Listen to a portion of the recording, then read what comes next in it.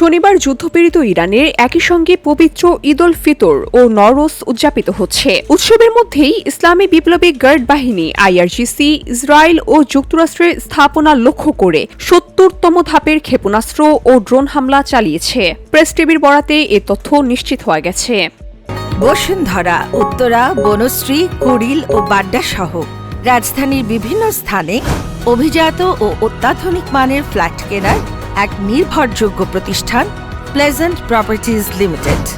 IRGC ঘোষণা করেছে চলমান প্রতিশোধমূলক অভিযান অপারেশন ট্রু প্রমিস 4 এর এই ধাপে মার্কিন ও ইসরায়েলি শাসনের দখলে থাকা ৫৫টিরও বেশি স্থানকে লক্ষ্যবস্তু করা হয়েছে। হামলার সময় লক্ষ্যবস্তুর এলাকাগুলোতে প্রচণ্ড বিস্ফোরণ, আগুনের লেলিহান শিখা ও ধোঁয়ার কুণ্ডলী দেখা গেছে। এক বিবৃতিতে বলা হয়েছে ৫টি মার্কিন সামরিক স্থাপনাকে বিশেষভাবে লক্ষ্য করা হয়েছে।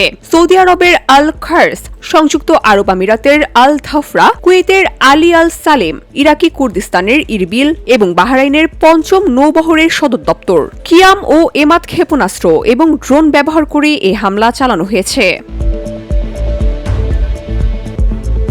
আইআরজিসি আরও জানিয়েছে হাইফা, তেল আবিব, আল কুদস, বিয়ারশেভা ও নেগেভ মরুভূমি সহ কৌশলগত অঞ্চলগুলোতে অভিযান চালানো হয়েছে। খোররাম শাহ ৪ এবং কদর ক্ষেপণাস্ত্রের ব্যবহার শত্রুর অনুমানের চেয়েও বেশি প্রভাব ফেলেছে। বিপ্লবী গার্ড বাহিনী সতর্ক করে বলেছে তারা ইসলামী প্রজাতন্ত্রের সার্বভৌমত্বের বিরুদ্ধে যেকোনো আগ্রাসনকে আগের চেয়েও শক্তিশালী প্রতিরোধের মাধ্যমে মোকাবেলা করবে। পুরো অঞ্চল জুড়ে মার্কিন সামরিক অবস্থানগুলোতে ইতিমধ্যে ক্রমাগত পাল্টা হামলার শিকার হয়েছে।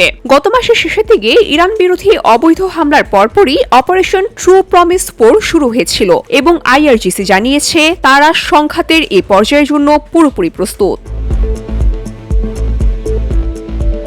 VOD Bangla news desk.